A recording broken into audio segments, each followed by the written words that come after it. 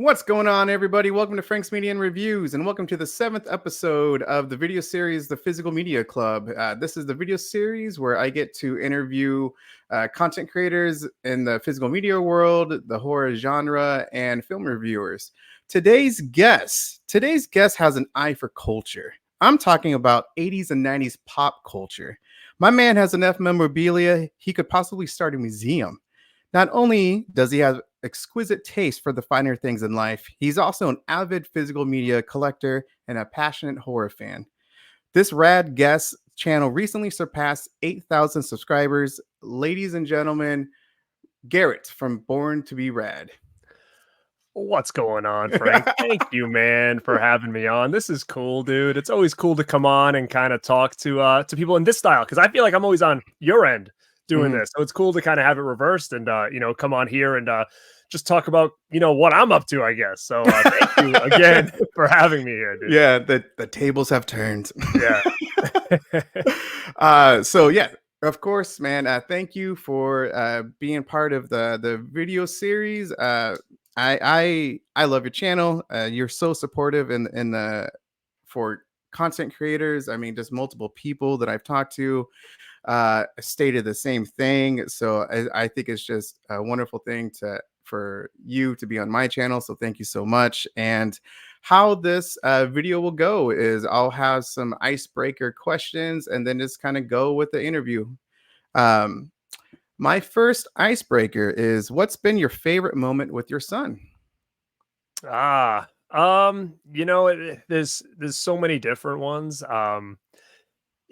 It's what I think it is for me, because he's young. He's only 5, so like I'm starting to see like a lot of myself in him. So like, for instance, like sometimes I'll look at him do things and I kind of almost like feel like I'm looking in a mirror of myself at that age doing the very same thing. And, it brings me back to a lot of nostalgia, and it actually I'm kind of envious, and I'm like, man, I wish I was, your age right now. And you get to experience all this cool stuff for the first time. And I think what it is too, is just seeing him, accomplish these things that at his age, I could never do. Like, for whatever reason, he's the two things he's super passionate about right now is he loves video games. I mean, he's better than me at video games right now, and he plays the piano, and I mean, it's crazy because he's only 5, and like I'm looking at him and he's showing me different things, and I'm like, dude, I have no idea. Like I am not musically talented as far as instruments at all. I tried a couple times growing up, and I just didn't have.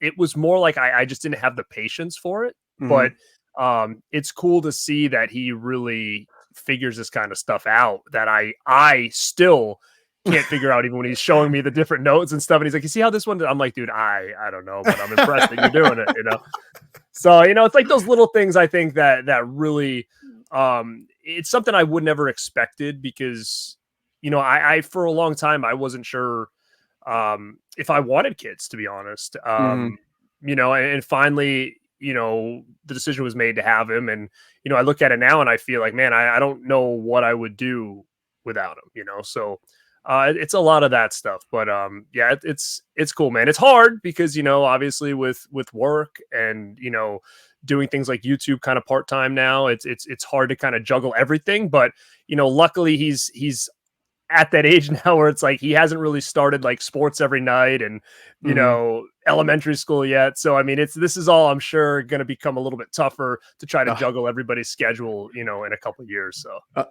it definitely does, man. One of the things that I always say to kind of new parents or whatnot is like, you're never ready to have kids until you got to go for it. And then of course, once you become a parent, like you just can't imagine yourself without them.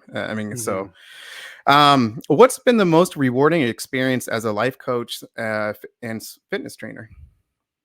Oh man, it's being able to basically find people or meet people that they doubt themselves, and they really want to start a journey in fitness. They really want to get healthier. They want to feel better, look better, move better as they age. And when you meet these people that really have these goals but are just always afraid to take that first step out of fear that they can't accomplish something, or fear that they're gonna fail.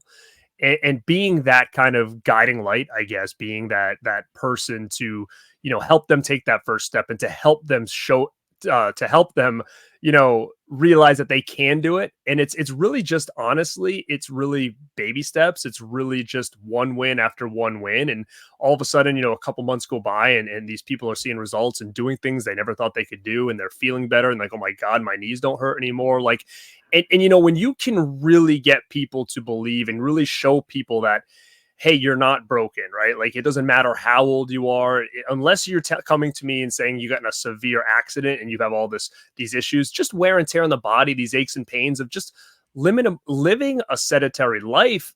People don't realize with proper movement and strengthening how much they can really feel better. And I think that's the most rewarding thing to me. I've been a full-time fitness coach, both in person and online. So, I mean, I've trained people online in Ireland, in India. So, I mean, like, all over the US. So, I mean, it's one of those things too, where, like, to be able to even do this for people from a virtual standpoint has been really rewarding for me. And just, that I've been able to maintain this for so long. And, that's what I love about it, is that you give people trust, you give people hope, and they don't forget it. If I don't work with somebody for quite a while, and all of a sudden a couple of years go by, I may hear from that person being like, hey, I've fallen off, I need you back. And the fact that after all that time, they're still, would reach out to me, just really shows that I feel like I really meant something to them during that time. So just the whole experience, like, I love what I do full time. And, it's a very rewarding, occupation, but at the same time, it is draining because I really have to be on, all Yeah. hours of the day, So there's a lot of times I get home and I'm just like, I just want to not do anything because I've got to be on all day. And then all of a sudden I realize I have shows and I have to go on again. Right. So Mhm. it's really, really hard. But I mean, like I said, I wouldn't be able to be on like I am right now if I didn't love what I was doing. So. Mhm. I love it, man. Love that answer. Yeah, seriously, it's an important role for sure. I mean, my wife, well, I should say myself, because I personally lost 40 pounds since November, and I mean, just having that encouragement from individuals to support you, because it can be a tall task, and sometimes you need that encouragement to help you with your fitness goal. So that's awesome, man. Um, one last one. Normally I do too, but for you, Garrett, what's been your favorite convention experience? Because I know you attend conventions, and so Mhm. yeah, man, what's been your favorite experience? Uh Yeah, I've been kind of attending conventions for a while. Probably first one was in like '07, I think. I've had a lot of good ones. What I like about them is it's really just a place to not only, meet celebrities that you've watched your whole life, but I mean, it's just a whole group of like-minded people. I've made a lot of friends from conventions, and we're at a point now when we go to these conventions, it's like less about the convention itself and more about just hanging out with people that I only see a couple times a year. So, I have a group of friends that we couple times a year we'll meet at a convention along the East Coast, and it just becomes like one big party and one big hangout of buddies and, male, female, whatever, all hanging out and know each other just from this kind of horror community, I guess. And Hmm. that part of it right now is my favorite. Obviously, if there's some guests that I need to, check off the box or whatever that I've never met, that's always fun too. But I'm at a point where I've met so many people throughout the years, and horror conventions or comic cons are very expensive now. So to not have to go there and spend boatloads of money is actually pretty good, because like, for instance, I met Robert England like 3 times, and I have, but if I was to meet Robert England now, I'd be paying, triple what I paid when I met him back in the day. But I think if I had to give you my overall favorite, best, most memorable experience is going to be meeting Corey Haim. I mean, I'm such a big Corey's guy that, having the opportunity to meet Corey Haim and then a year later he passed is one of those experiences that I think I'll never forget, because, Hmm. he would have been one of my, you know, all time people to meet. And I was able to meet him early. Like, I met him in '08, '09. I met him Hmm. twice. And then, shortly after he passed away. So I really think when it comes down to it, that half had to have been, the most important experience, I think, for me at a convention. That's awesome, man. Heck yeah. Oops. First of all, we gotta talk about that shirt. Oh man. The beast, the animal in you, Garrett. Rawr. Yeah. Oh, of course, man. I've always got to try to bring it here. They don't call me Born to Be Rad for nothing. So I've always got to have something rad going on. But if anybody out there knows, what this shirt is from, not from, but like in my world, this shirt is a specific shirt. Like I know exactly, why I have this. It's not an accident that I just randomly have this tiger shirt, but Mhm. if anybody in the chat knows anything about this shirt, put it down in the comments below. And I'm going to tell you right now, it has to do with professional wrestling. If anybody out there is a fan of that, so Is it uh, old school? Because that's when it's I old used to school. watch old school. We're going back to like the late '90s, Okay. I would say, Um. around Attitude Era, ECW, stuff like that. Oh, okay. Yeah. Yeah. Okay. Okay. You see, yeah, I haven't followed them. I stopped watching when was it NWA Hulk Hogan went there and he was like a villain and then I Oh, kind and of just in, like like TNA, he was like the general Are, manager of that, or NWO. Which one? no NWO. Thank you so much. Oh, Yeah. Yeah. It NWO, was NWO. WCW. So it had to Yeah. have been late '90s then. Okay. Really? Yeah. I mean, Oh, NWO started in like '96, I think. okay. Oh, '95, maybe okay. Yeah. Yeah. Yeah. Okay. Yeah. So '96. I around think. that time. Okay. Um. So, when what? So you started your YouTube channel in 2020, Hmm. and why did you start your YouTube channel? So I've always obviously been a collector of all things movies, physical media, always. I mean, since as long as I can remember. And I've always had a pretty cool collection. My uncle got me into collecting and stuff at a young age. And I've always loved it. And YouTube was one of those things that I watched a lot of it for a long time. Other content creators. I was listening to a lot of horror podcasts. And it was something I always wanted to do, but I kept giving myself excuses on why it wasn't the right time. And that happened for many, many years, going back to like, I don't know, 2009 is like 2010 is probably when I was really considering like starting a channel because I was watching some people on there that were pretty much doing exactly what I wanted to do. Um, and I always give myself excuses, and that was probably the worst thing I ever could have done because I just put it off. I didn't have time. Job was crazy, or I didn't have the right setup, or I don't know if anybody's gonna watch. Like I don't have a good camera. Like there was every excuse in the book I made for myself, and I basically didn't do it for a long, long time. And I ended up becoming good friends with Wes over from deadpit.com, Deadpit Radio. They had a horror podcast that was really popular at the time.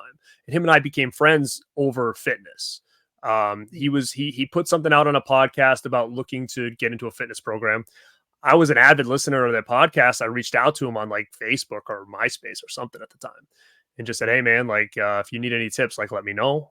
And he reached out and I helped him lose about 100 pounds online, and we became good friends ever since then. And he obviously knew I was into the same stuff. And around 2014, maybe he Dead Pit had kind of stopped. Like they stopped doing the podcast. They had other things going on in their life. It was over basically. It was like Mhm. last episode. And he was really bored creatively. He didn't know what to do anymore. He didn't have the show, and it was kind of like he was kind of getting antsy to like do something again. And he reached out to me and said, "Hey, I'm looking to put together a little bit of you know, a show called WrestleManiacs, and we're going to talk about old wrestling pay-per-views. We'll talk about new wrestling pay-per-views." So it was wrestling based instead of horror based. So he reached out to me and he's like, "Would you want to do it?" Because he knew I was such a big wrestling fan. I was like, "Yeah, like let's do it." And it was like me, him, Piz Owl, um, my buddy Freddie Young, Jason from an old channel called Beyond the Realms, Corey from S'mores Indoors, like all these people that now have channels were part of this little group. Hmm. And we would do like some shows every couple times a month talking wrestling. And this was on like, it wasn't, I don't even know if it was on YouTube. It might have been, but we recorded it. It was on video. People could watch it. It might have been YouTube. And, then that kind of wrestling got kind of sour a little bit. So like we stopped doing it. And then he was like, "Man, I think I'm going to bring back the show. I think I'm going to bring back Dead Pit." And, his co-host Aaron was like, he's like, I don't know if he's going to do it, but he's like, I need to bring it back. I want to go on YouTube. I want to do the show there. And he's like, you really should start a channel. And then Pizzal the same way, like him and I stayed really close. And he was like, yeah, and you should start a channel. Like you've got all the stuff. And I was like, maybe. And then the pandemic hit. And what happened was that forced me to have to work from home. Like I do fitness. What could I do? I wasn't allowed to train people in person. So I bought like lights and cameras and all this stuff because I was filming fitness videos and training people virtually at my house, during the pandemic in 2020. So, with them kind of bugging me, Wes, like, I'm really trying to get the show back on. If Uncle Bill can't do it, like, can you jump on let's keep each other accountable, start a channel. And I was like, all right, let me come up with a cool name and we'll see what we can do. And that's kind of where it started. So I started my channel at the end of 2020 with the idea of like, if I'm going to do it, it's going to be now. I have no excuse. I have the equipment. I have the time. I have these other two people that are already kind of been in the game, like really pushing me to do it. I said, I have no excuse. And then at that point, I was like, well, you know what? I'm so far behind at this point. I felt like I have to come out strong. Like I have to try to make my presence known if I want this to be something that I want to continue with, because, I never do anything half-assed ever. So, that was kind of it. I jumped into the water and I was like, all right, let's make this something. And, it was kind of born at the end of 2020. I started collabing with them on some stuff and then doing my own stuff. And then from there, it just kind of started moving forward. Awesome. I love listening to people's journeys, man. Everyone obviously is just so unique and different. And that's pretty badass that you already knew content creators, long time ones, from Dead Pit. I actually followed them because of you, because I followed you. I saw your channel first, and then that's how, I discovered their channel. That's awesome, man. Yeah.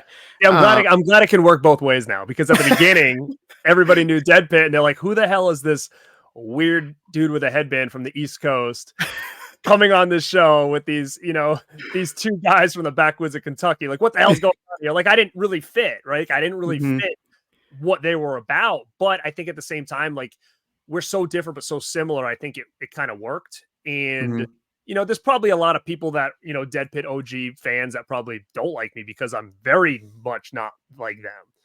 But then I think there's a lot of people that do, enjoy my content because it's similar, but, I kind of take a different route with like, talking a little bit more non-horror stuff sometimes, a lot of 80s and 90s retro stuff. So, I mean, I have those horror elements in there, but I kind of have a little bit of a different take on stuff. So I think people really do appreciate that. But honestly, if it wasn't for them, this would never even be a thing. And it was so much that's happened since I started YouTube that I think has really helped this channel grow. And that was one. And they were doing like horror YouTuber of the month, which was like this one thing that happened that really, honestly, like, I'm going to say right now, that thing's still out there floating around that people win all the time.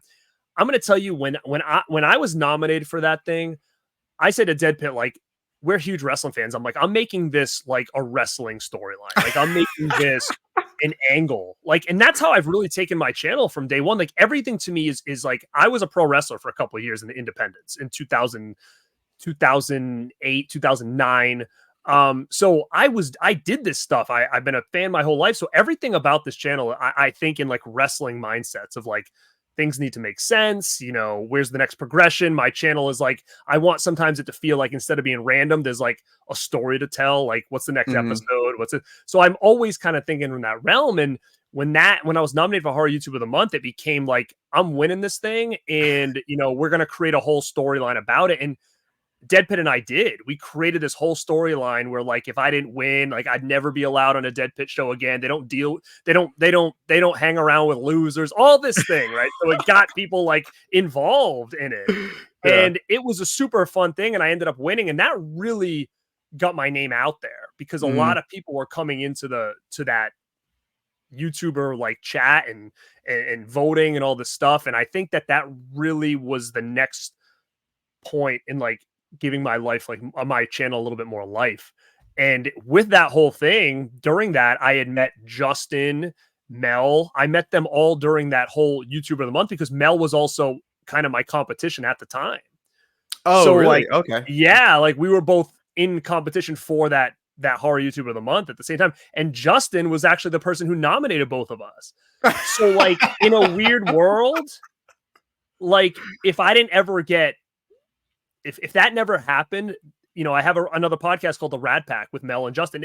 There would be no Rad Pack without that horror YouTuber of the month. And that's what's so crazy to this thing. And that's why there's certain things about this whole YouTube thing that I take it very seriously, because in my head, I'm thinking all these stars align so good throughout these last couple of years that I'm like, there's something here that's important and I need to keep doing it. Because like I said, if I didn't get nominated for that, there would have been no Mel and Justin, which would have been no podcast, which would have been no, and it's weird how things really kind of work themselves out. And now I'm on a podcast with them, and now we're part of a group called the Rad Pack. I mean, this is all, and if you watch a lot of my old videos, like I recommend, if anybody's checking this out that hasn't really checked out my stuff, if you go watch my I think it was what was it? 1,000 subscriber super show. I call it every couple. I do these super shows I like to do where I make it feel like a pay-per-view, and there's always like things that happen, and it's pretty much mapped out. I have secret guests and all this stuff. If you watch that 1,000 subscriber super show, that's where I would say start there and watch that first, because that's where everything comes together. That tells the story, and that creates the Rad Pack. That episode created the Rad Pack, and it's actually pretty interesting how that all worked out. And like I said, it's to me, it feels like that's a pay-per-view that people need to watch to better understand like everything I'm doing right now. And that was a couple of years, like 2 years ago. Yeah. So of course I did my research. I watched that one. I also watched your 10K subscriber one, which we'll talk about it, if you don't mind, a little bit later on, because there was some stuff that went down. But we'll talk about that hopefully soon. So how you're a busy man. How in the hell do you balance your YouTube and family and your very active, work profession? Like, you're a very busy man. So yeah, how do you do it? It's hard. Sometimes sleep has to take precedence over the show, and all that stuff have to take precedence over sleep sometimes. And I do still get decent amount of sleep, but it's like I just gotta keep going. Like for instance, today, I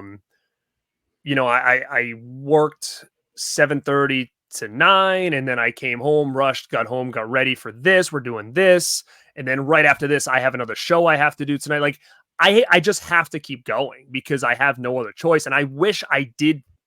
And I look at myself and Mel and them, they always tell me like, dude, you're always go, go, go. There's no rest. And it's true to an extent, but there are some nights that I'm like, listen, I should record tonight, but I can't. I'm burnt out. I'm tired. But I love this. So I could be tired, but as soon as that light comes on this thing, I'm like, I'm good. It's just getting to this point to sit down and turn that light on. That sometimes is a little bit of a struggle, but I have no choice, because if I set myself goals, I do what I can to achieve them. And it's like that with my job. It's like that everywhere, because it's just kind of how I've always been. I think my work has to do a lot with it too. Like there is no rest, because if I screw up or if I slack off or if I rest, like I could lose a lot in a little period of time. Like it's not like I don't have a job where I get a salary. Like everything I do is based on what I do. So, I cancel on people 10 times. That person says, okay, I'm not working with you anymore. That could be a big chunk of change gone. Right. So I have to make sure that I'm always on and all these things. And I think I'm pretty much the same way when it comes to this. And that's why I've kind of created a little bit of an audience late at night, because sometimes, when everybody's asleep and I'm getting home from work and I've kind of wind down, I said, I'm going to turn this on at 11:30 and I'm going to stream for like an hour. And for a lot of people, everybody's sound asleep at 11:30 and I'm just getting started on this thing. And I've created a nice audience at 11:30 at night. And the expectation is there that I'm somebody who does stream very late, but that was out of kind of, I have no other choice. But I think when it comes to the YouTube, it's really just consistency and creativity are the two things that I think really will keep people going and hopefully keep people watching. Hmm. Well, personally, I live in the West Coast, so that time doesn't bother me, man. I love it. That, So that's yeah. probably all my audience or all people in the West, I bet, that watch at that time. Yeah. There's so many dang content creators from the East Coast and like mid. Man, there's hardly anyone, at least my experience, on the West Coast. So again, like I appreciate your time, your little late night show. You touched upon it earlier of how Dead Pit they kind of helped you start the channel. What have you noticed to like the support like throughout your channel's growth? Like just like how supportive, because one of the things I guess I kind of want to segue to, maybe it's together, is that I stated that we're gonna if you want to talk about your 10K subscriber video. It would have to Eh, be probably, it can't be 10K. I'm not there yet. That's my goal though. no, not 10K. There was 8K, 5K. no, it was the I thought it was, maybe it was five. It was the one. Okay, basically, it was the video where there was a situation happen where you got demonetized from Mm. YouTube, and I thought it coincided with a subscriber amount that you hit, and it happened. I want to say last year. It Yeah, probably happened. Yeah, it happened in like, oh yeah, yeah. So that must have been, what was that? yeah, Um, it did coincide because I can remember doing a video, I think, right when I got back to monetization, perhaps. yeah, But yeah, that happened about about a year ago now. I'm yeah. thinking it was probably about a year ago now that demonetization happened, and that was a real kick in the butt. Like that really made me nervous about the channel because I never experienced anything like that before. It was like I woke up one day and I had an email basically saying like your channel is now demonetized. You are no longer partners with YouTube, and I'm like, what the heck is going on? Yeah. And to be honest, like I've heard other creators kind of fell in the same hole and they didn't really get a lot of an explanation. And man, YouTube didn't really help me. They didn't really help me understand why. Hmm. So like then I started getting in a panic mode and I'm like deleting all these videos, thinking like, was there something that was maybe said on a stream somewhere? Like I'm very cautious about what I say on streams. But if I have guests, like if I'm with Deadpit, there's who knows what's being said. But for me, Hmm. there's not a lot of stuff that I would like, what could I have done? So I started deleting videos left and right, thinking that maybe there was something somewhere. And I look back on it and I'm like, man, why'd I do that? Because I lost so many views. And when your channel all of a sudden loses like tons of these views because you're deleting all these videos thinking that something's wrong, then it's almost like your channel kind of gets bumped down a little bit now because now your channel doesn't look as big as far as a view count anymore. So in the algorithm, I would say it might have hurt me for a second because now all of a sudden my channel had this many views total to like only this many because I started deleting all these old videos thinking that maybe there was something that I said or somebody said or whatever. I didn't really know. But luckily, I after 30 days of a suspension, I was able to try to remonetize again, and I did, and they accepted it. So whatever the reason was that I got demonetized, whatever the reason was I got remonetized, all I know now is I'm back to monetization, which is great. But at that time, it was a little scary because I'm like, can this just happen anytime? And Hmm. but I will say this: as much as I thought that was going to hurt my channel, that is another piece in this whole realm of like my channel life that I felt helped my channel because instead Yeah. of just sitting back and like being depressed behind the scenes, I talk to a lot of people that I'm close with, and a lot of people are like, you know what, dude, make a video and vent about it. They're like, you're always so positive, vent about this. And I did, and I had a lot of people from other areas of the community come in and like, hey man, like you got my support, and they shared it around. They're like, hey, this happened to this guy, be careful. And that's really what I was doing. I was going out and being like, I'm making this video to warn everybody else. Like, be a little bit more cautious with what you're saying, what you're doing. I mean, there was a lot of channels at that point that was almost like, let me get really wild to try to get views. Hmm. So like a lot of things in streams people would say or do to try to get views, thinking that like if things are wild and crazy, that maybe people would come watch. And I'm looking at that like, man, like you guys are gonna back up a little bit because I don't know what the heck I did, right? So if something Mhm. happened to me, something could happen to you guys too. And because that got so much sharing and a lot of positivity coming from other content creators, especially, that video did really well. And I actually felt like I gained a lot of subscribers in that period of being demonetized than I probably would have gotten if I didn't get demonetized too. So it's interesting how things kind of work. Yeah, the reason why I wanted to bring that up, one is thank you for talking about it because I know it might be, uh, It was a not bummer, a but like great I said, topic. I think looking back on it, I'm like, to me, it kind of felt like it might have happened for a reason. Yeah. Like to make me more aware, to get me more exposure, maybe, like, because again, a lot of these people started like, there's a big channel, Serial at Midnight. I'd never talked to Mhm. him before. For some reason, he found the video. He commented on it, messaged me. So obviously, at that point, people started to find out who I was a little bit more. Mhm. Because this was getting shared around, kind of warning other subscribers, like other content creators, like, hey, this happened to this guy. It could easily happen here. Share it to your friends, kind of thing. Yeah, well, to be honest with you, that's kind of how I discovered your channel. Oh, was it Well, really that video? yeah, I'm not gonna lie. That's Yeah, funny. it was.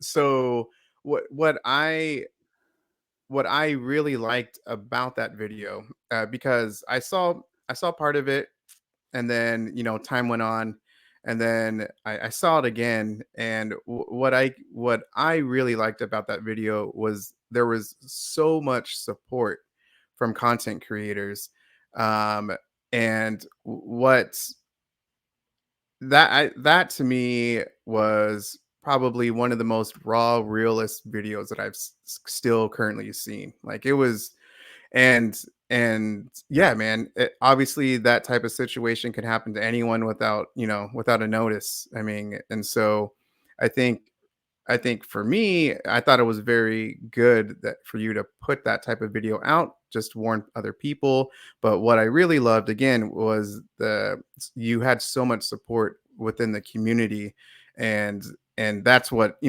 I, as a new content creator, is finding myself, is that like how these other people who don't really know me, but I'm beginning to know them, and how supportive people are. And what I just saw was just a lot of support, a lot of love for an unfortunate situation to happen to you. Luckily, it turned out to be fine. But yeah, that's one of the things that I wanted to point out, Mhm. was I know it was probably obviously it was a shitty No, like I situation, said, but it was a great it video. was shitty for a month, right? Like it was Yeah. because I didn't really know the outcome of this, and it's not one of those things where it's like, oh my god, look at me, I'm making all this money off YouTube. It's not even that at all because it's not true, right? So, YouTube is a lot harder than I think people think. It's really hard. It's hard to kind of break through. There's so many creators out there. It's hard to kind of get yourself noticed. It's hard to get people interested in your content. It's hard to keep people interested in your content. I mean, it's hard to do. And I think what really just kind of bummed me out is I like the challenge and I like to be creative. And like I said, I was a pro wrestler. It was like something I really wanted to do as a kid. I told my guidance counselor in senior year of high school, "What do you want to be when you grow up?" Pro wrestler. And they laughed at me and called my parents. We had to have big meetings because they're like, Hmm. "Wait, it's gonna be a pro wrestler. What's this guy talking?" So I've always had that mindset. So to me, I think it was one of those things that it it was to warn everybody else, but also, like I said, it gave me more exposure to other people. It was raw. I appreciate everybody who came to my aid because I think that they realized, like, that watch my channel, like, yeah, like he doesn't do anything shady. He doesn't talk about these hot topics that he could have done or said something that could have gotten in trouble. There was so much support because I think that they realized, like, wow, he plays it pretty clean and this still happened to him. So Hmm. like I said, it was a bummer for a month because I didn't know the outcome. And my biggest concern was that, being monetized or not, to have a ceiling that's been shut is deflating, right? Like, Hmm. there was like, if basically they said you can do all the videos in the world and you'll never ever become anything, you're never ever get anything from us, you'll never get rewarded for your hard work. Like, I think that's what it was, is that I felt like there was going to be a ceiling on what I was able to do because I would never see the growth, right? Like from a financial standpoint, I guess, right? Like Mm, when you get more views and more people are checking your stuff out, you're getting more people in your lives, you're getting more views, you're getting more subscribers, then YouTube pays you a little bit more for all that stuff. And, to not have that anymore was just one of those things where I feel like they were shutting a glass ceiling. And, I want to be a person to break through that and say, like, how far can I take this? And when you kind of have someone basically holding you back saying, well, it doesn't matter really, because mhm, nothing's ever going to change, then yeah, that was deflating. That was a bummer. But like I said, it was just the unknown for a month. And, with the support of everybody, obviously, and with obviously YouTube either made a mistake or mhm, maybe there was something I did delete that helped me. I don't know. I'll never know. But I just knew as soon as they monetized me again, I was like, okay, it's all systems go again. Like, let's roll. mhm. And that's kind of what happened there. And I do think that was another important part of the life of this channel. Mhm. Well, speaking of Let's Go, again, you recently surpassed 8,000 subscribers just it was a couple weeks ago. Yeah. Um, so what is your personal goal for your channel for Well, this year? For this year. yeah, this year my goal was to get to 10. That was what I gave myself a goal at the beginning of the year. It was a stretch goal because at that time, based on how my channel was pacing, um, it didn't seem like it would have been possible. But I knew there was momentum behind the channel. People were really digging the content. I had some really fresh ideas, and I'm like, I think with this momentum and everybody being really into what I'm doing, I'm going to give myself that stretch goal of 10,000.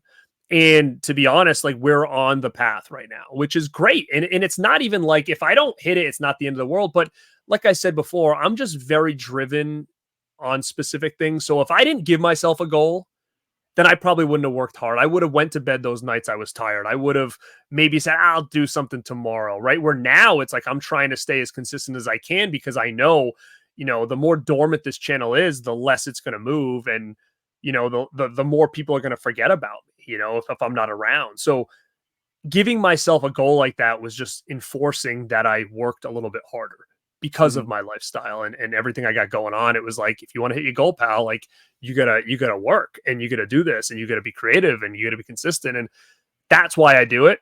And I'm thrilled that we're at where we are. Like we're easily on path to hit 10,000. So if anybody hasn't subscribed to my channel that's watching this, do I it want to get to that now. 10,000 by the end of the year. So anything you can do to to come support me and not just subscribe, obviously check out the stuff. If it's not what you're into, then you don't have to subscribe.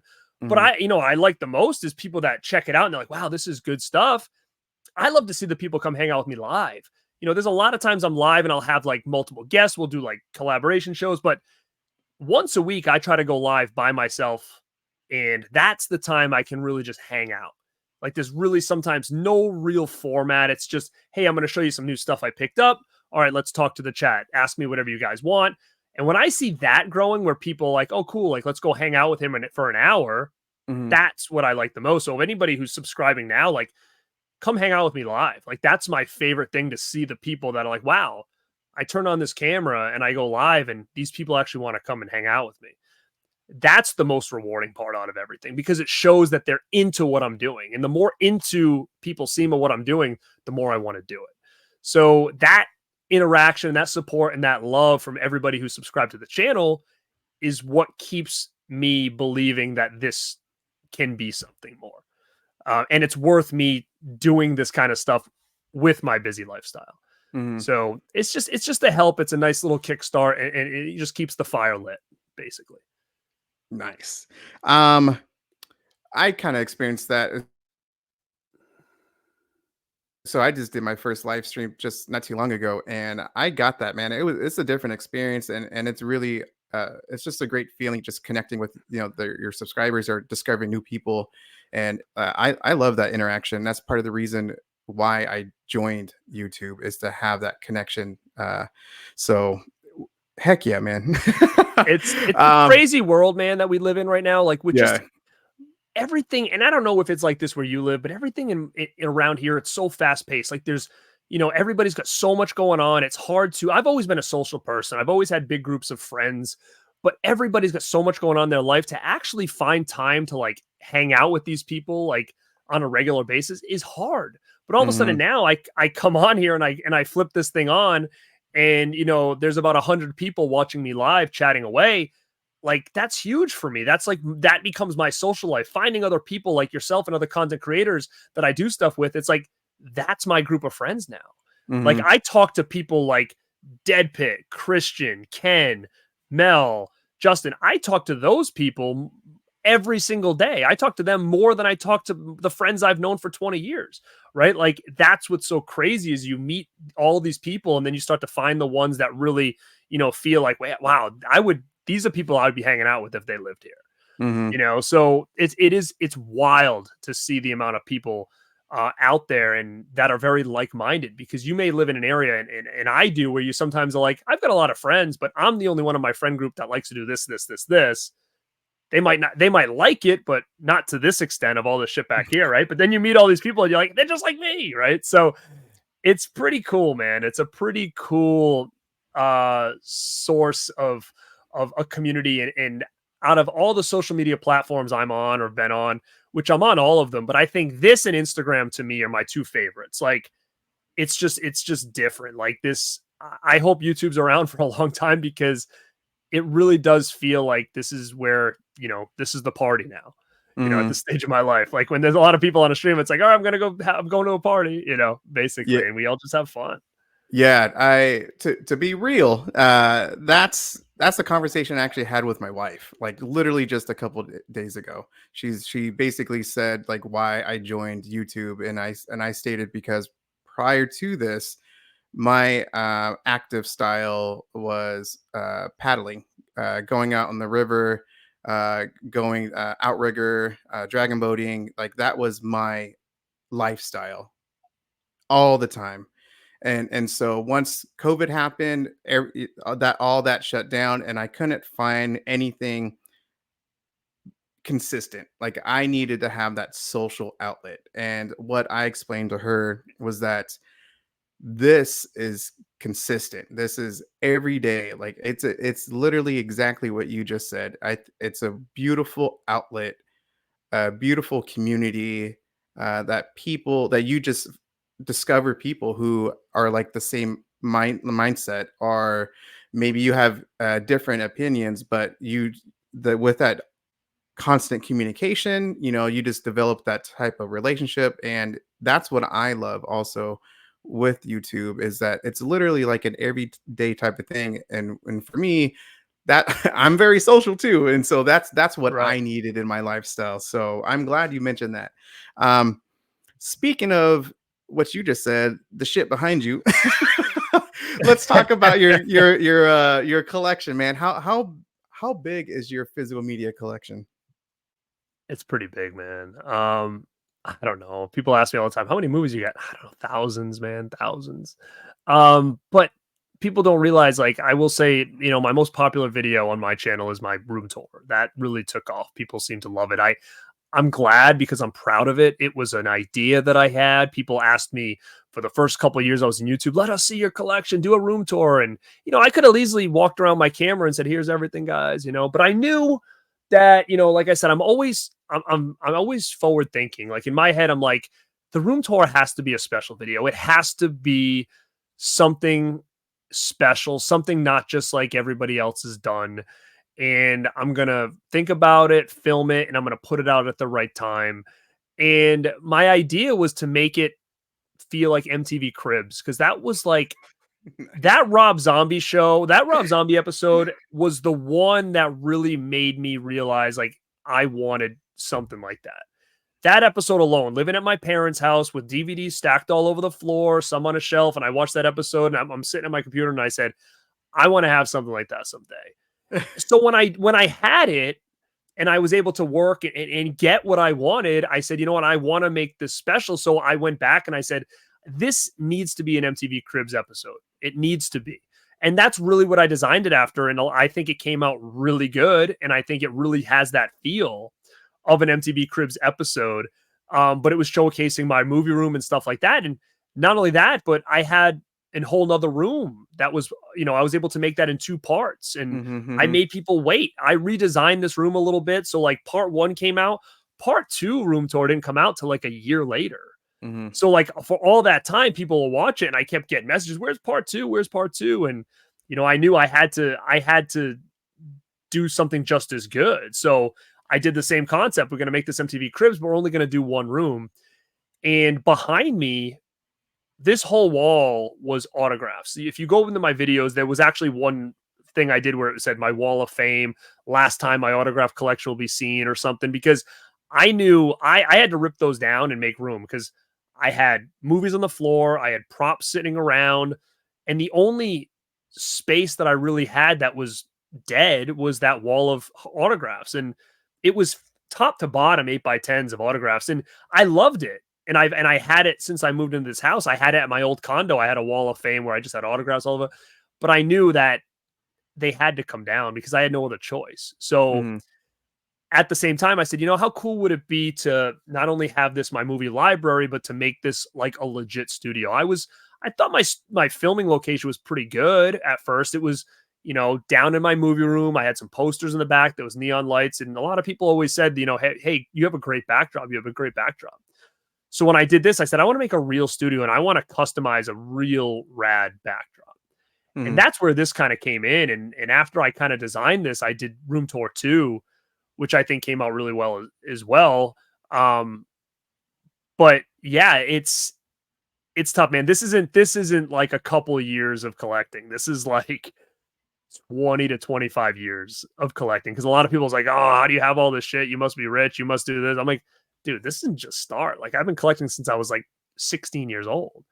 I'm not young, so um it's just it's a long time, man. I still have action figures over here that I had from as I was a kid, right? So I kept them. So, it really just comes down to, you know, what you're into, if you're a collector or not, sticking with it. And I think I'm at a point now where it's like, okay, well, now I have all the stuff. I want to design it a Mhm. specific way. Like, and that's kind of where my creativity came in is this backdrop. Like I knew right away when I was going to make a backdrop, I'm like, I want movies. I want those little squares so I can display some stuff. I want a neon rad sign. I want posters. Like this was all my vision for this room.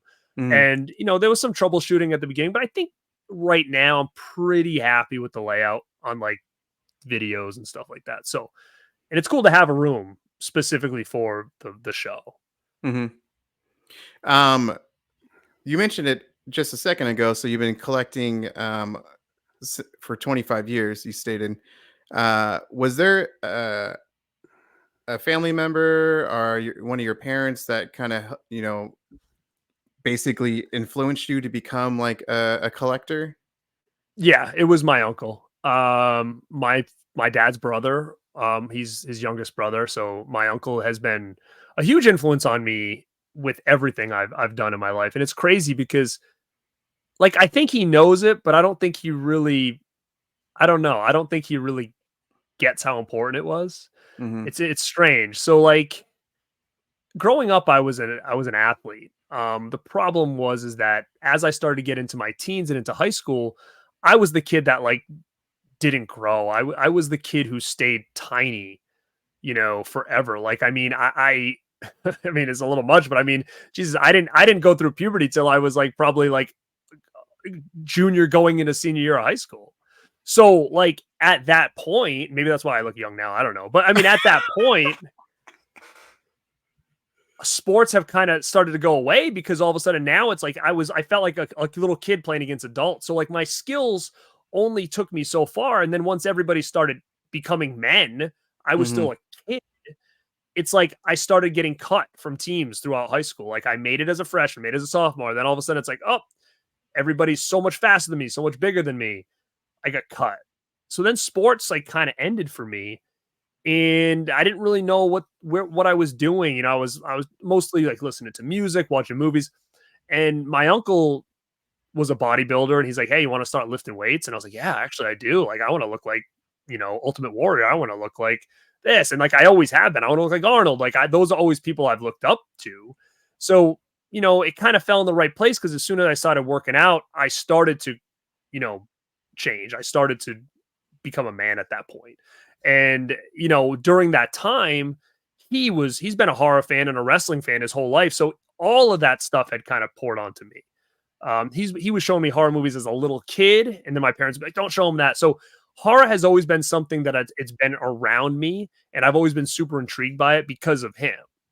And the same thing with wrestling and fitness and all that stuff. So, it was really him who was the collector that got me into being interested in this stuff. Because I'd go work out with him. He'd show me his collection. We'd talk about it. Hey, take this VHS. I think you'll like it. Or sometimes we'd put a movie on and we'd work out while we watched Last House on the Left for the first time, right? So, this is kind of like how it went for years and years and years and years. I'd go there 4 times a week. And he got me into a lot of that stuff.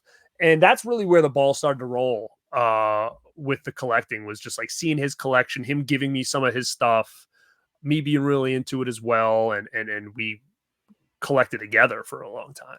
Mm-hmm. And that's kind of where it went. I just never stopped, so everything. And it's crazy because everything I was into at 20 years old, except for partying, because I don't really go out and do that anymore. But I'm still the same. I'm still the same. Fitness, wrestling, horror movies, pop culture. I'm the same person. Yeah. People could say, I never grew up, I guess. I don't know. No, man. I that was beautiful, man. Thank you. Well, we'll just kind of go into it. What are your favorite? You know what? I'm going to ask this one first. What are your top 5 or favorites pieces of your collection? So memorabilia stuff. Yeah, I know you had mentioned talking about this. I tried to grab a couple things. There's so much. I'm not I'm looking around here and I'm like, I could choose this, I could choose that. So I picked some unique stuff. So this is one that I'm gonna throw in. If you were a kid of the 80s, you'll know what this guy is. Oh yeah!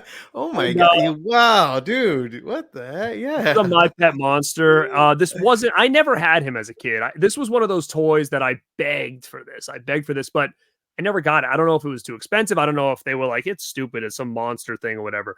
I don't know why, but I ended up getting one, and he's in mint condition. I know a lot of times it's hard to find this guy in good condition. Sometimes the hands are ripped. There's no handcuffs. I mean, but he sits proudly in my movie room because to me, that's the most 80s kids, boys toy that there was. And I never had it as a kid. So as soon as I was able to obtain one, I did. And they don't go for that cheap anymore. So that to me is a special item in my collection. This is a pretty cool item. I got this. This was one of maybe 200 made. Must have been around 2015 when Back to the Future 2 and Back to the Future were had an anniversary or something. But yeah, Valterra came out with the replica skateboard from part 1. Okay. And they redid it all. And I mean, it's the exact one that, they use in the movie, as far as, it's even got the sticker Marty put on it in the movie, the stickers, it's got the truck. So, I mean, this, and I didn't bring it out, but I also have a hoverboard. You can see it on the backside of some of my videos, the hoverboard and this sitting together. I thought that's the one you're going to pop up. Do you have the shoes? Did you get the shoes? I got the shoes. Yeah. The mags. I got the mags, but they're in a glass case. So I wasn't able to bring them in. But I'm Back to the Future is my all-time favorite movie. So, anything memorabilia or anything prop replica I wanted. And luckily, I got a lot of this stuff before. I think collecting now is crazy. A lot crazier than it was even 10 years ago. So that skateboard 10 years ago, I think was maybe $120, and they might have made 300, where I'm sure if that was something they put out now and there was only 300 made, it probably would have been $300, right? So I was able to get a lot of stuff before the market really exploded, so that kind of helped my collection too.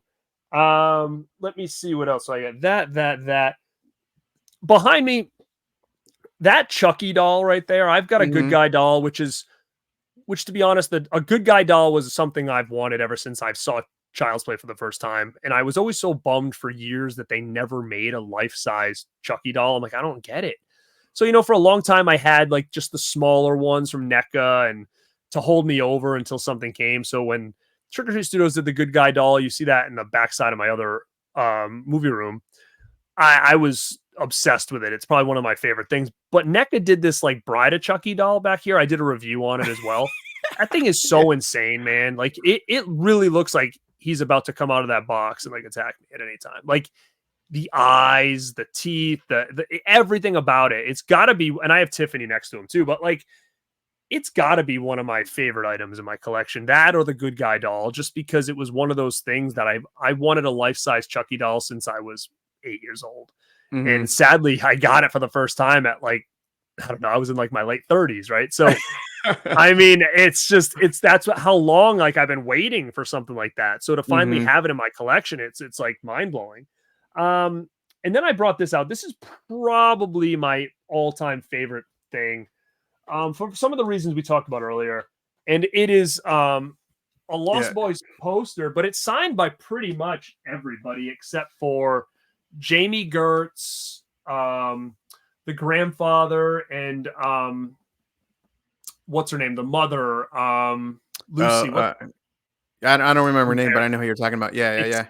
I can't believe I can't think of the name right now. But yeah, and her, Diane Wiest. But I mean, this has Corey Haim. This has Edward Herman. This has Brooke McCarter. Like these people are all past now. So like, it's crazy to look at this movie and be like, wow, like there's so many cast members that have passed away. And, you know, I was lucky to meet them before they passed to get this signed. So this is always going to be a special piece of my collection just because it's my favorite horror movie of all time.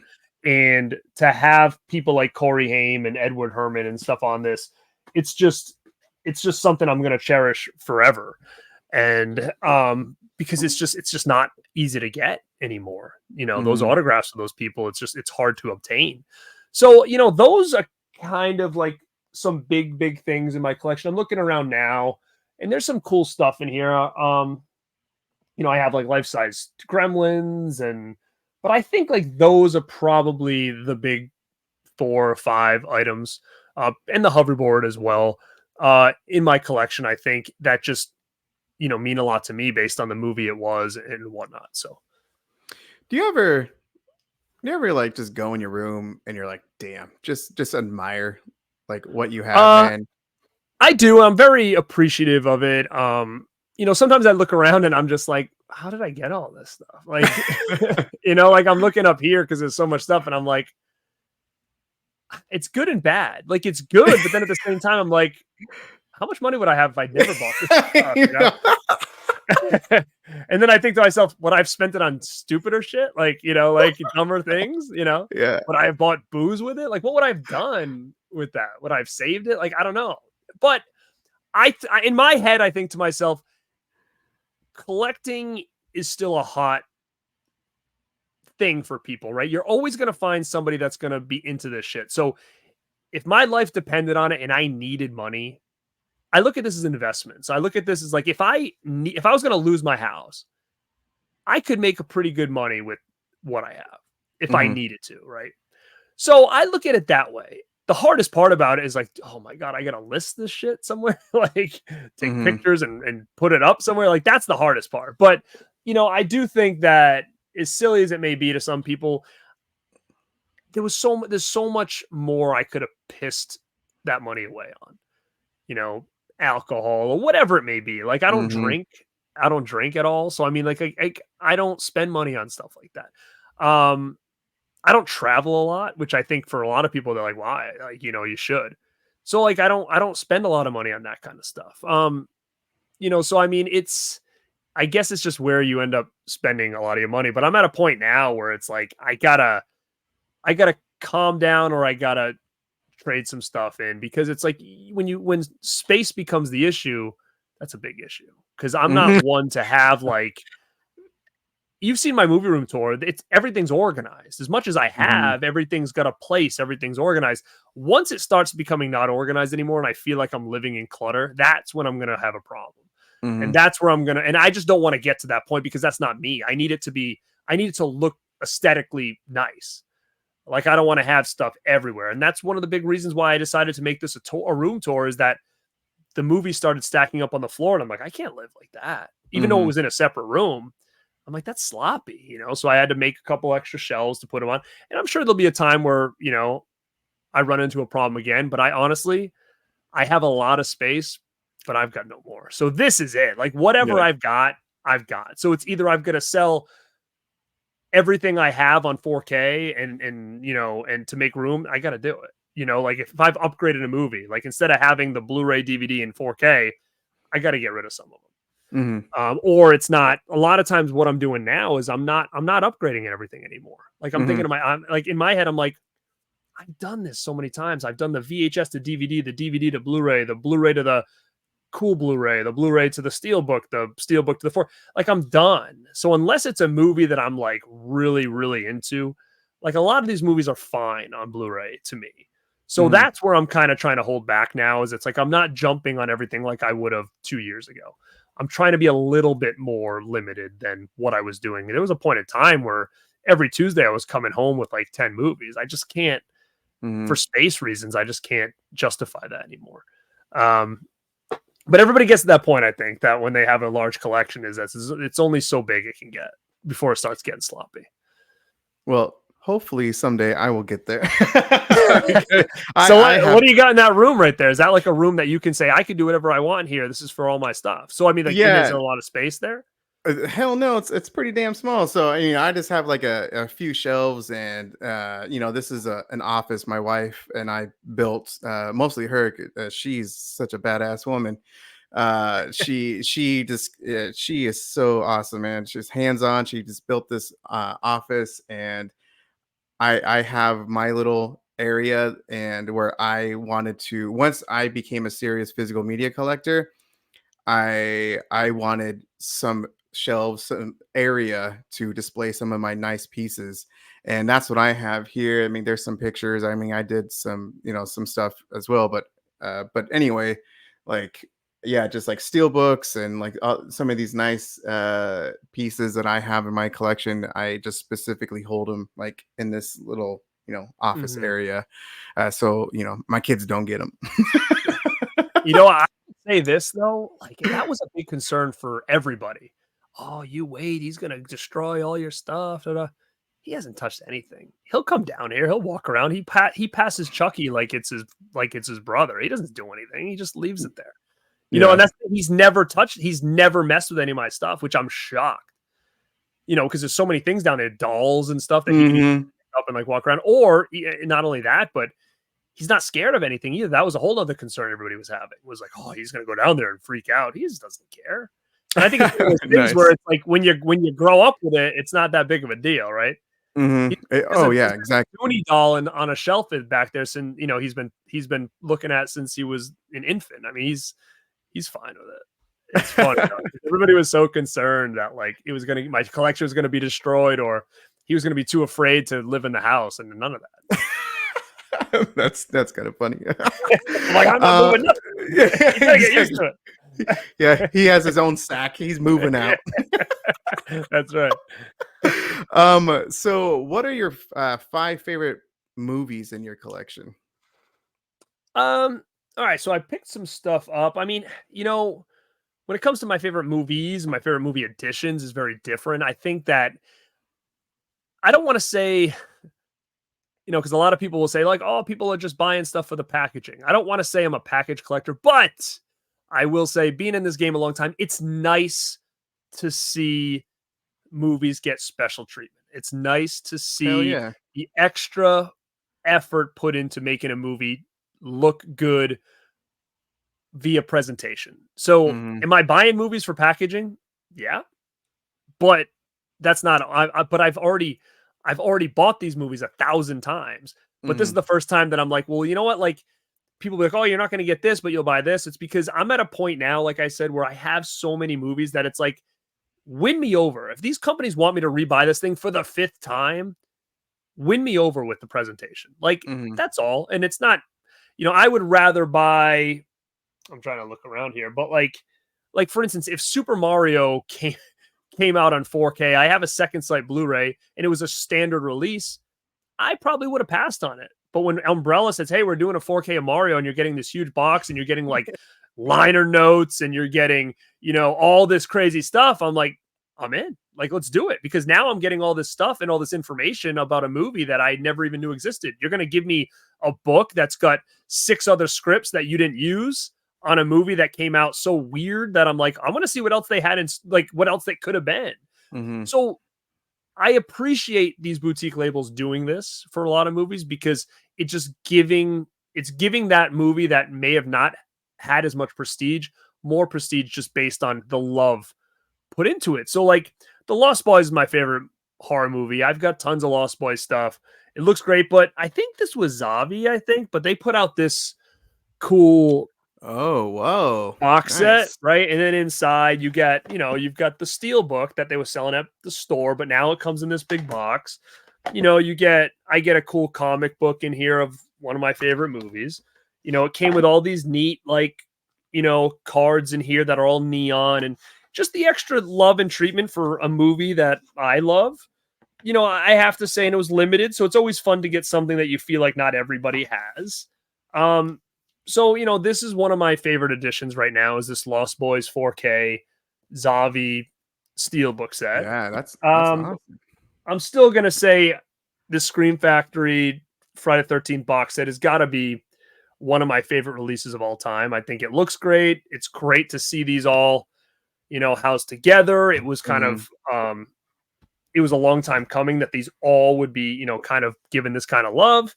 I would even say the same thing with the Halloween one. I know we have the 4Ks, but for me, I still think this is my favorite. I do have the 4Ks, but just to have them all in here together with the black cases and this cool box, such a big deal for me. Same with this Dawn of the Dead. It's one of my favorite movies to get this in an edition, which I can showcase here.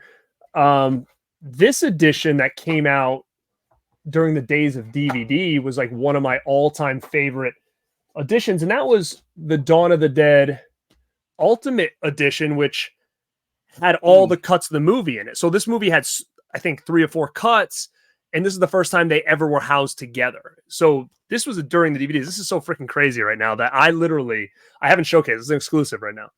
Yeah, baby. I've had this movie forever. I got it when it first came out. It was one of my favorite editions ever. So I've been doing more videos on like old DVDs, old cool DVDs like from my past, and this is one of my favorites. And somebody tipped me off that there was a sealed one on eBay, so I bought it. Whoa. So this is a sealed. It wasn't bad, and that's why I got it. But it's got the old Best Buy sticker on it, and it's nice. It was such a special thing for me, and part of me is kind of like, well, if VHS tapes are going for a pretty penny nowadays, maybe someday some cool DVDs will increase in value, and to have a nice sealed Ultimate Dawn of the Dead might be pretty cool to have in the collection. Did I need it? No, I already had it, but the price was too good to pass on something like that.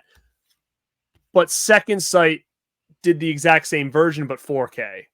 So as much as I love that in the DVD era, I mean, you can't top this. It's basically the exact same edition, all the different cuts, except now in 4K. And, that's gotta be one of my favorite editions of my collection. People know on my channel, the Second Sight is my favorite boutique label. Speaking of boutique labels, what is your favorite boutique label and why? Okay. It's interesting because I feel like Second Sight's up there, Umbrella's up there, Arrow's up there, Vinegar Syndrome's up there, and Vinegar Syndrome is probably the boutique label I buy the most from. But honestly, like if you look at all the different labels, they put out probably the worst of the worst in comparison of like the movies. But for some reason, I'm always intrigued by them because they can make anything look good by presentation, right? So they make all these movies look so pretty, and in my head, I'm always thinking, shit, like, is this a gem that I just never seen? Like, that's the biggest win for me is if I can find a movie, especially a horror movie, that I've been missing all these years, that's like unbelievable. Like, that's such a huge thing for me at this point. So I buy all these Vinegar Syndrome titles thinking that like there's one in here that I haven't seen that is going to blow my mind. Doesn't always happen, but I try. So like, yeah, I would say, Vinegar Syndrome could be up there, but I think as a whole, Second Sight is probably, I gotta say it's probably the top. I mean, that Hitcher set's going to be unbelievable. Man. Oh my God. Yeah. It's going to be insane. And, I pre-ordered that already too. It's one of those movies that I've been wanting to come out for so long. I have the old snapper case DVD. It was ages that this thing could not get released. And I didn't know if it was because HBO owned it or whatever. And that could be why we don't have it necessarily here in the States yet. That's why maybe there's some loopholes out of the, in another country that allowed this to happen. But I think it's going to be such a really cool set. And, seeing some of the stuff that they do is unreal. I think Umbrella does a great job. They really won me over with that Mario set. They did that Talk to Me set with the hand. I just ordered that. What is it called? Late Night with the Devil set with like that TV guide VHS in it. Like, too, and they're really winning me over too. And I hate to say it's on presentation, but it really is to me getting to that point where I want to be impressed because I've got so much that I'm like, if you're going to make me rebuy this thing, like you have to try to impress me with what I'm getting here or I'm going to pass. Like I was there when the Scream Factory started. So like I had every Blu-ray collector's edition and that was an important part of my collection. I felt so accomplished that I had all these and from day one, everything had slipcovers. Like, but now they're re-releasing everything again on 4K. And I've got to a point where it's like, unless it's a movie that I'm just absolutely in love with, like I'm not gonna change. I'm not gonna get rid of the Scream Factory Blu-ray for Scream Factory 4K. And the only difference between the two is that it's got an upgrade and transfer. Like features are the same. There's no change in the quality of the edition. Like it's just the same old slipcover, maybe a different image. But they're not doing enough for me to get me to really step up and be like, I'm going to grab it. I'm going to grab it. There's not enough meat on the bone with a lot of their titles for me anymore. And that was my favorite label forever. But I just feel like they're sticking to their ways, which I can't fault them for, but they're not progressing. They're not evolving as a company. And I feel like with all these other companies doing this kind of stuff, they're really starting to take a back seat for, in my opinion, they were the number one boutique label forever. And I think that they've really kind of fallen behind as far as in the collector's eyes because they're not willing to take chances with these different kind of releases and stuff. Yeah. Real quick with Scream Factory, I say you can't deny the catalog that they have. It is quality. That's the reason why I got back into collecting, because I didn't collect movies forever, and that was it. It was Scream Factory, and this bad boy right over here, it got me back into it, and since I've been a serious collector since 2019, I want to say, like, yes, they have an amazing catalog, but their packaging does matter. It does, and if we're being real, like it really does. And the releases is just kind of basic. It's just like we'll give you like a couple extra like slip covers and pens, but like I love the damn chunky boxes, man. That's part of the reason why I love Second Sight, obviously because of the quality of the product, the transfers that they're putting in, but so much detail of those releases in the sense, like what you just said with Umbrella with Super Mario. I double dipped and got Audition is one of my favorite horror movies, and their release for that is beautiful. The Raid, like I got that damn movie just not too long ago, earlier in the year. But this release right here, The Raid Collector's Edition, is spectacular. So like those type of releases matter. And I think exactly what you stated is like Scream Factory needs to like think of like something new because it's getting bland. That's how I feel about it. So I totally agree. And you're right. Their catalog is undeniably amazing. Now, the problem is we don't know how much of that catalog they still own, which means, that's why you're seeing a lot of these companies putting out movies that Scream Factory had before, because they're losing these.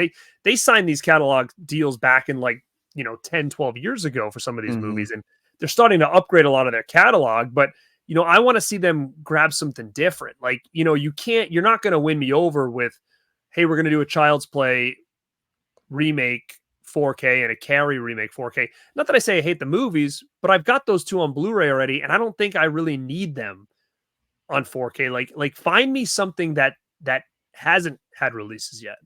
I'm trying to think of what just came out like recently that I'm like, wow, hasn't had a release since like DVD. It's like there's a lot of movies like that they could do that people would go nuts for. Like, there's a movie from the 2000s called the oh my god, what is it called? I always talk about it too.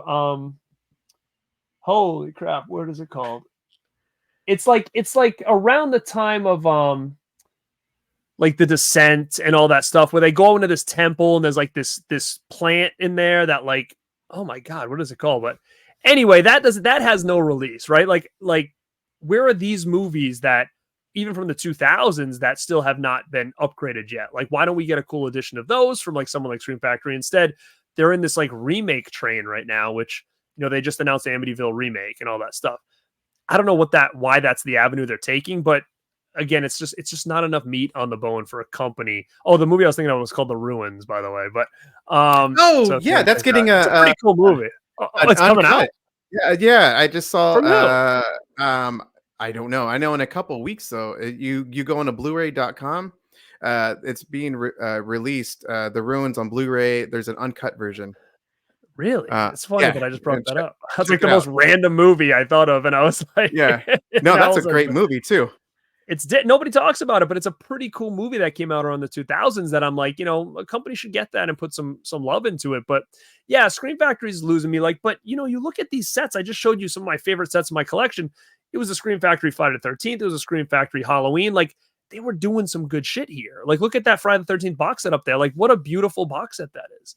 They put effort into that. They didn't just give us a couple paper slips and said like, oh, here you go. Here's 2 slips. I'm like, okay, what am I going to do with both of these? So I don't know. I just think this goes along, in my opinion, with things like YouTube channels and all this stuff, is that it needs to be a point where you feel like you have to slightly evolve. Doesn't be drastic, but if you're the same as you've been for 10 years, people are going to move on and find the next best thing, right? So you have to learn to try to evolve. And even with my channel, like I'm evolving into, I was doing a lot more like, movie reviews and stuff back in the day.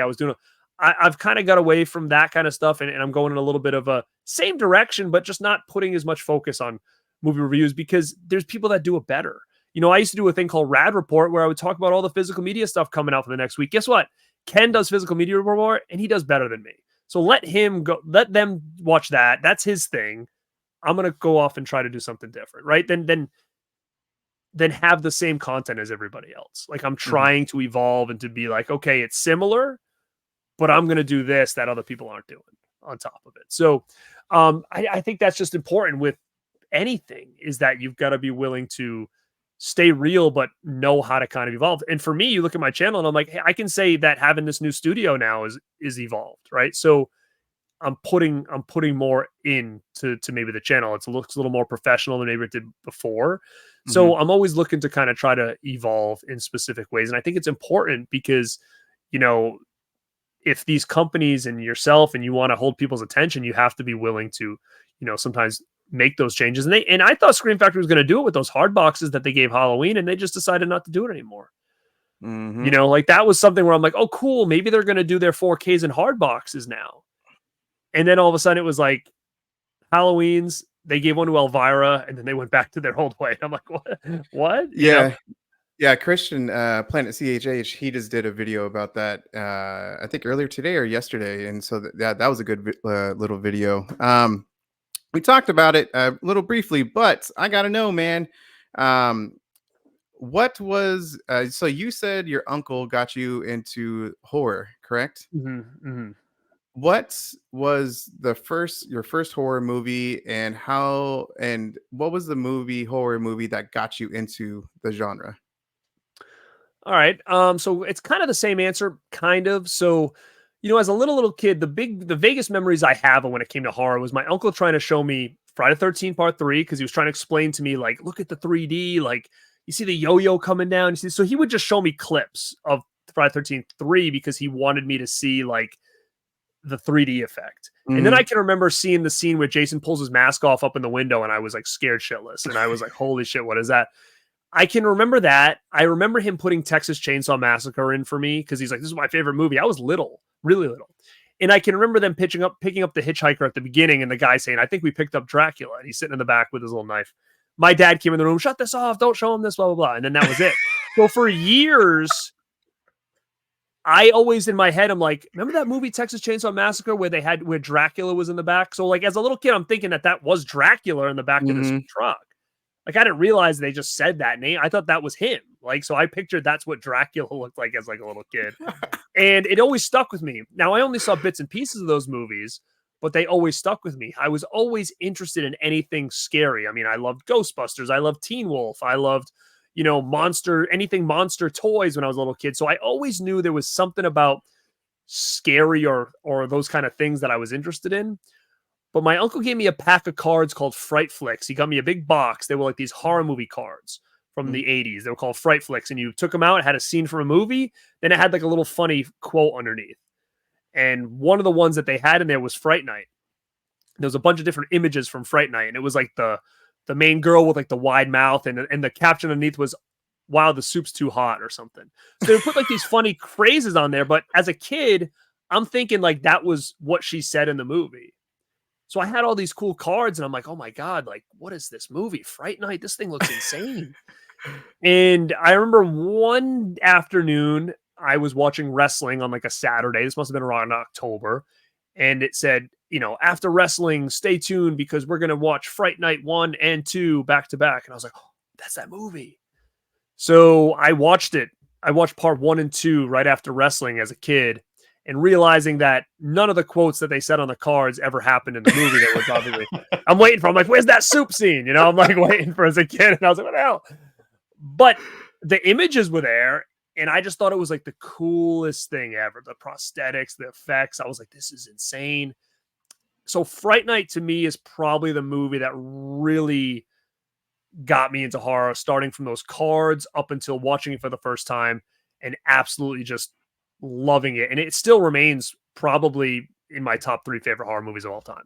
Sometimes I say to myself, what do I like better, Lost Boys or Fright Night? I think to me, it really just, sometimes it depends. I think Fright Night is honestly like a masterpiece of a movie. Not everybody agrees with me, but living in a suburb and trying to figure out if your neighbor was either a vampire or whatever, those suburban neighborhood movies, they work so well with me because that's where I grew up in that same situation. Like, it was a neighborhood like that in the suburbs. That's how I grew up. So they really hit home with me because I'm like, this feels like it was my neighborhood, basically. Like things like The Burbs, things like Summer of '84 or whatever just came out. Like those movies, I see myself in those movies because it's like literally the exact same type of environment I grew up in. What is your favorite sub genre in the horror? I would say I do love vampire stuff. Lost Boys, Fright Night, Salem's Lot, Vamp, Fear, Near Dark. Like I love that kind of stuff. What's my favorite though? I don't know. I just did a movie, and I don't know if it's considered horror, but I just did a show on, horror-esque movies that take place in high schools. And I wouldn't necessarily call those horror, but like movies like Class of '84, Tough Turf, New Kids, where there's horror, the thrillers with horror elements. Like I've always loved that subgenre, like revenge movies, like things like Savage Streets with Linda Blair. Like these are all movies that I absolutely love, but they're not necessarily strict horror. I do love slasher movies as well. I really, really love the slasher genre. I always have. So I would say maybe all that kind of stuff, slasher, if you're going to count those thriller movies, and vampire movies, I really dig too. What would be 3 movies that you would recommend for people to get into the horror genre that's not like your typical Halloween, The Thing? Sure. Yeah. Some like more obscure, I guess. I would say Fright Night 100%. I could say Lost Boys, but I think it's very 80s, the aesthetic. I don't know if everybody will be cool with that or not. Man, that's a good question. I think, there's a lot of fun ones out there too, like that aren't really necessarily all like Killer Clowns, I think will work for a lot of people. Something like that. I think there's The Fog, as much as I think a lot of people can find The Fog boring, there's something about the tone of that movie that I feel like really works with me. Like it's like a relaxing Saturday afternoon sitting on the couch. It's October, watching this movie that's got horror elements in it. That's just got a great tone. And I think something like even Creepshow, these anthology movies from back in the day, could really work with people because you're getting these short stories, and from all different angles. Either Creepshow 1, 2. There's another great one, Body Bags, that Carpenter did. I think Yeah. that's another real cool one as well. The Thing is, I mean, I know that's a big named one, but I mean that could really work with people. When they see effects like that, people I think would really, love, that kind of genre. Hmm. What is there a horror movie that you refuse to watch, or that there's a movie that is that was unsettling to you that you just won't rewatch again? Oh yeah, Cannibal Holocaust. Um, it was one of my uncle's favorite movies. I don't know why. It's one of those movies that there's animal killings in it, and that Hmm. really it just doesn't work with me at all. And I remember seeing it for the first time and be like, I'll never watch this shit again. And I bought it because he was like hyping it up so much. And I turned it on. I'm like, dude, why did you have me watch this? Like, it was literally like, it wasn't even like fake. Like, it was legit. Like, and what, Yeah. and it got to a point where I was like, I'll never watch this thing again. And I was doing a show with Dead Pit and they kept egging me on to like do a watch along for. I'm like, dude, I'm never watching that movie again. There's no way. Hmm. So then they started telling the chat, if you guys donate $100, and if you send them $100, they'll watch it. Sure enough, they sent me $100, so I had to watch it again Oh man. on a live watch along, and I've got like pillows in front of my face, like I'm like, Yeah. damn it. But yeah, so it's gotten to that point where like I don't like a lot of that stuff, like that over the top, like I don't even know what to call it. A lot of people call them like Cat 9 movies. Like I can't get into that kind of stuff, and so Dead Pit find it funny. So what they'll do is they want me to watch Salo or whatever. I've never seen it, and I don't think it's anything I'm gonna want to see. Yeah. But they're like, It's pretty they're fucked saying up. if they're like, if you give Garrett like $300, he'll watch it. So like, people are pooling money in, and I'm like, I'm just whoring myself out for this shit now at this point. So Oh I don't man. know. I'm sorry, man. That's pretty But damn I funny. try not to watch that stuff. But I mean, hell, if someone's gonna give me $500 to watch a movie, I'll do it. But I mean, still, I don't like it. I might as well. So it's basically like a working gimmick at this point. It's like, Oh my pay him to do goodness. shit he doesn't want to do. Yeah. Um, was there what has been your favorite horror movie of this year so far? It's crazy. I'm gonna say Maxine was, and I know a lot of I people need aren't to see liking it, it, but man. Yeah, I I need to see liked it. it a lot. I liked everything about it. I don't think it's not X. I loved X, but people I think want it to be X and want it to be Terrifier 2. It's none of that. It's barely any gore in it. But I think it's just a cool atmospheric story, and I really liked it a lot. But I also haven't seen everything this year. Like I just bought Abigail. I haven't watched it yet. So I mean, I don't have anything to compare it to. I thought Late Night with the Devil was good. But I think overall I probably would have to say Maxine right now. What do you think of the current state of the horror genre? Where it's at right I think now? it's strong. I think it's really strong right now. Now, I can be a little bit hard on it, because of growing up in the 80s and 90s, and sometimes I can watch a trailer and be like, I don't want to watch it. And I'm at a point now where I have so much to watch. Either people are sending me stuff or I have stuff for a show that like if I feel like I'm going to waste my time and hate something, like I stay away from it until I have a lot of time to watch it. So that's what's different, right? Like I'm the type of person now where it's like, yeah, I'm just not going to watch it. I have no interest. I'm not going to watch it. And some people are like, well, that's not fair. I get it. It's my own issue. It's just I just have to be picky and choosy on what I watch because I've got so much stuff to do.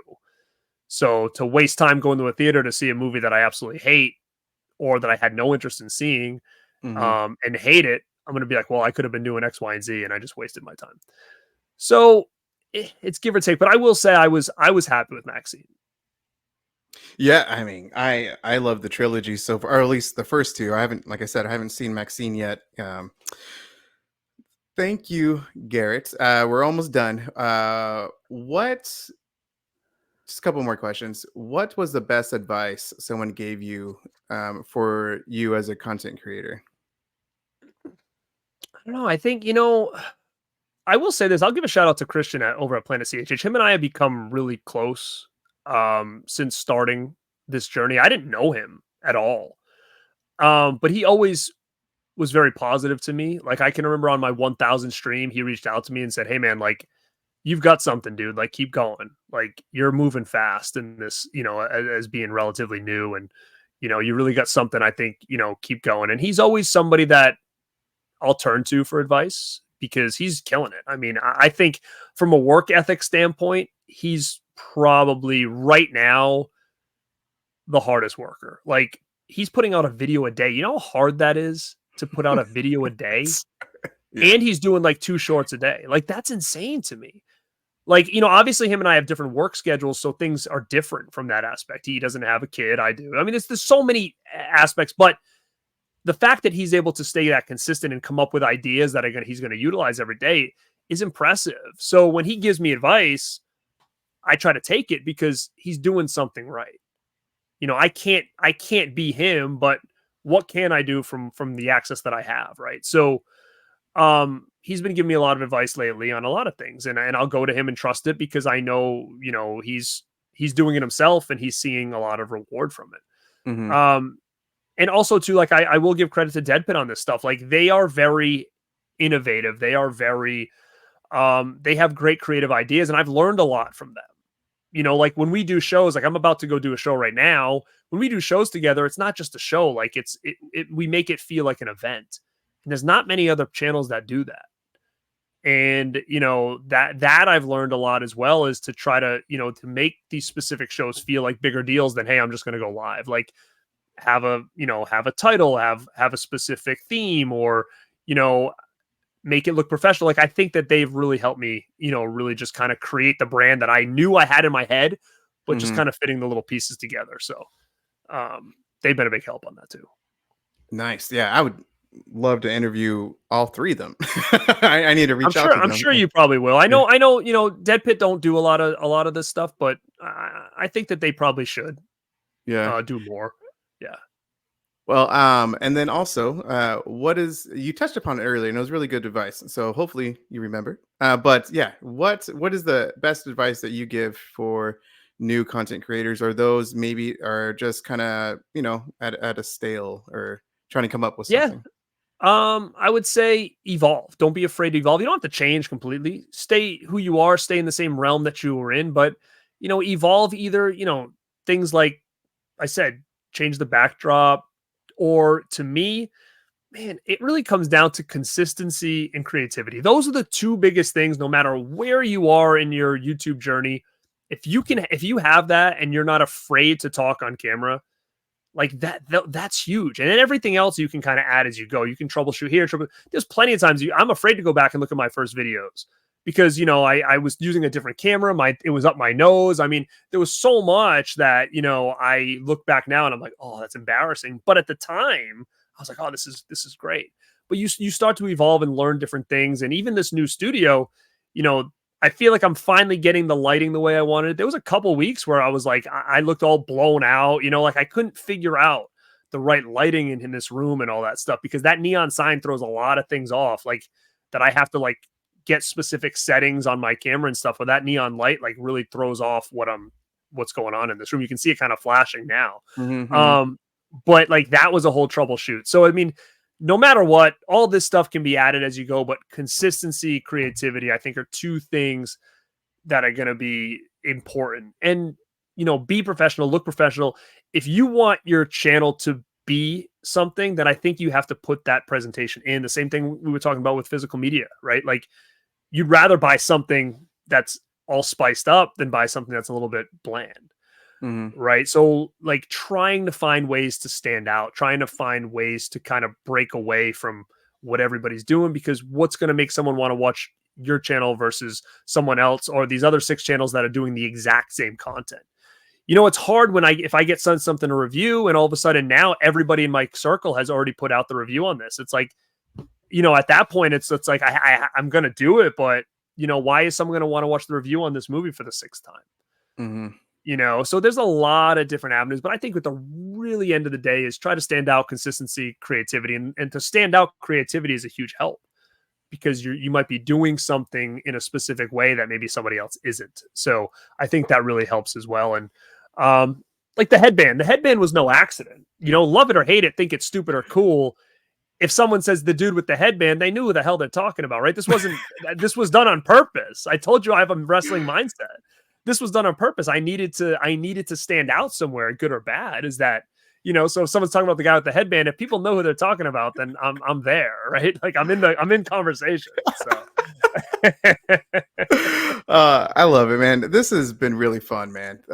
Thank you, Garrett, so much for your time and your wisdom and just everything. You've been such a great supporter to so many creators, content creators. So your generosity is just, you know, I I love it, man. So thank you so much, guys. All of his social media accounts will be down in the description section. Thank you. Don't forget to hit and like, subscribe, all that typical YouTube stuff, guys. Follow his channel. Thank you to my tier members, John from Let's Talk Entertainment, and William Driver and Insomniac. So thank you, guys. Follow Garrett and have a good one, guys.